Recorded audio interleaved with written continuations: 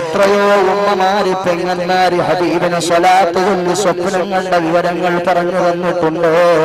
ആദരണീയരായ ഉസ്താദ് മുഹമ്മദ് ഫാറൂഖ് അൽ ബുഖാരി അവരുടെ മദ്ഹുർ റസൂലിന്റെ പ്രഭാഷണം ശ്രവിച്ചിട്ട് ഉസ്താദെ ഞാൻ കണ്ടു റസൂലുള്ളാഹിനെ, ഞാൻ കണ്ടു റസൂലുള്ളാഹിനെ എന്ന് എത്രയോ യുവത്വം രക്തത്തുടിപ്പുള്ള ചെറുപ്പക്കാര് പറഞ്ഞു പോയി. എന്റെ 14ഉം 18ഉം വയസ്സായ പെങ്ങളെ പ്ലസ് ടുവിന് പഠിക്കുന്ന പെങ്ങന്മാര് വിളിച്ചു പറഞ്ഞു പോയി. കോളേജ് ലെക്ചറായ ഒരു അധ്യാപിക വിളിച്ചു പറഞ്ഞു. അങ്ങനെ സാധാരണക്കാരായ ആളുകളൊക്കെ വിളിച്ചു പറഞ്ഞു പോയി.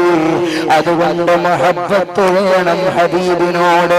സ്വലാത്ത് ധാരാളമായി ചൊല്ലണം, കൃത്യമായി നിസ്കരിക്കണം, നോമ്പെടുക്കണം, ഹജ്ജ് ചെയ്യണം, സക്കാത്ത് അതിന്റെ അംഗീകരിച്ച് അതിന്റെ അർഹതപ്പെട്ട ആളുകൾക്ക് അംഗീകരിച്ച രീതിയിൽ അഹ്ലുസുന്നത്തി വൽ ജമാഅത്തിന്റെ ആശയാദർശങ്ങൾക്ക് അനുസൃതമായി ഉലമാക്കളോട് ബന്ധപ്പെട്ട് സാമ്പത്തികമായ ബാധ്യതയുള്ള മുതലാളിമാര് കൊടുത്തു തീർക്കണം.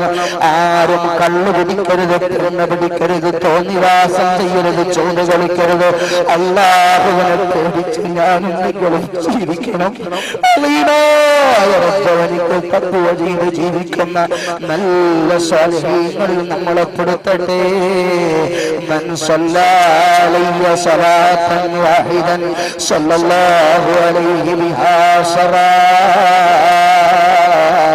ഒരു സ്വലാത്ത് ഹബീബിന്റെ പേരിൽ നിങ്ങൾ ചൊല്ലിയാൽ 10 ഗുണം നിങ്ങൾക്ക് നൽകുമെന്ന് അല്ലാഹു റബ്ബുൽ ഇസ്സത്ത് വാഗ്ദാനം ചെയ്തു പോയി. മുഅ്മിനീങ്ങളെ, അദീനായ പടച്ചറബ് ഹബീബിനെ മഹബ്ബത്ത് വെച്ച് ധാരാളം സ്വലാത്തുകൾ ചൊല്ലി എല്ലാ അർത്ഥത്തിലും അല്ലാഹുവിന് കീഴ്പ്പെട്ട് ജീവിക്കുന്ന നല്ല മുഅ്മിനീങ്ങളിൽ സാധുക്കളായ നമ്മേവരെയും ഉൾപ്പെടുത്തി അനുഗ്രഹിക്കുമാറാകട്ടെ.